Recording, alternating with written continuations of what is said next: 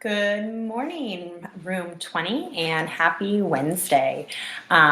Maybe some of you are wearing your bear wear today. I need to get in the habit of doing that.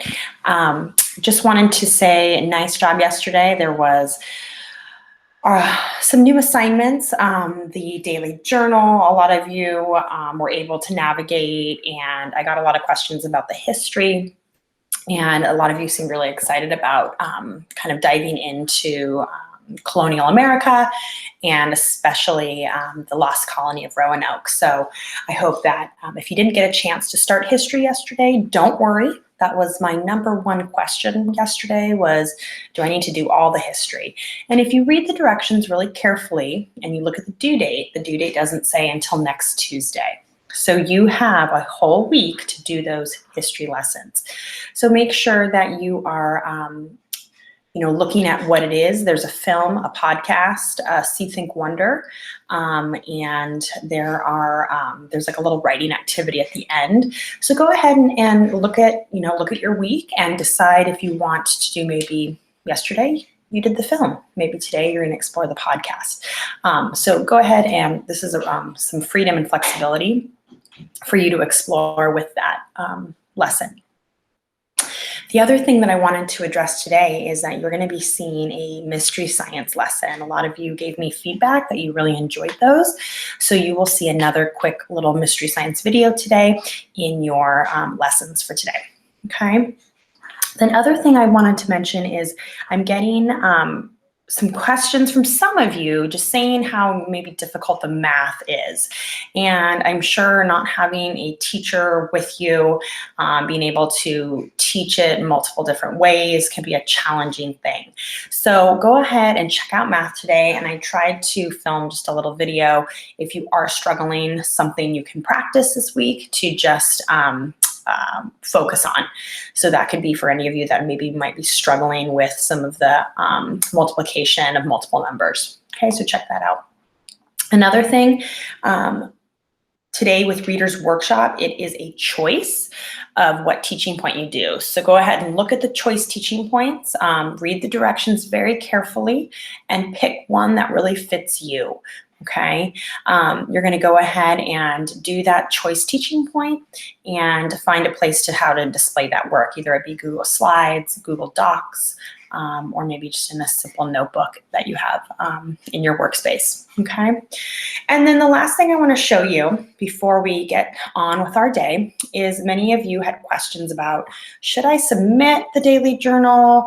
If I turn it in, it automatically turns it in for me.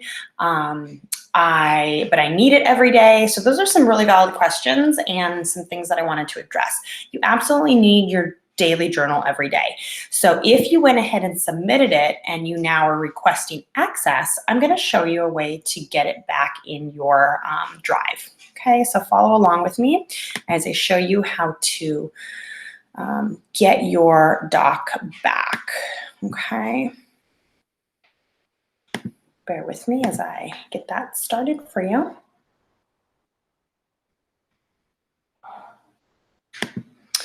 Okay, so what I did is I logged in actually as a student, and I just went to morning call or morning work from yesterday. And one of the things that you notice is that you have this kind of turn where the work was turned in. It says no work attached, but if there was, it would be sitting here. And you see this unsubmit button. So if you go ahead and you click unsubmit, okay, this button right here will kind of send back your documents that you may need. So this might be something that happened with the daily journal yesterday. Go ahead and go into that assignment, unsubmit it to have access to your daily journal.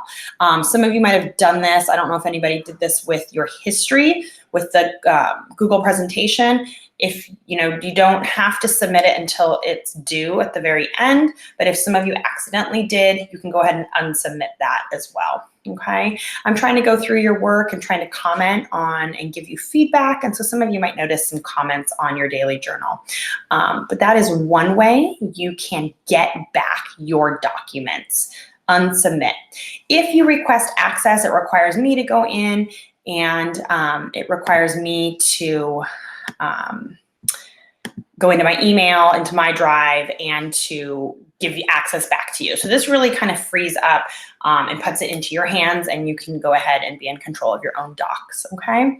If for some reason I have push the turn in or push mark is done and it doesn't really make sense, then go ahead and just hang on to it. I'm really trying to be flexible and patient as we navigate this distance learning. And so that's just a little tip for you, that unsubmit button, if you need to get back any docs or presentations, okay?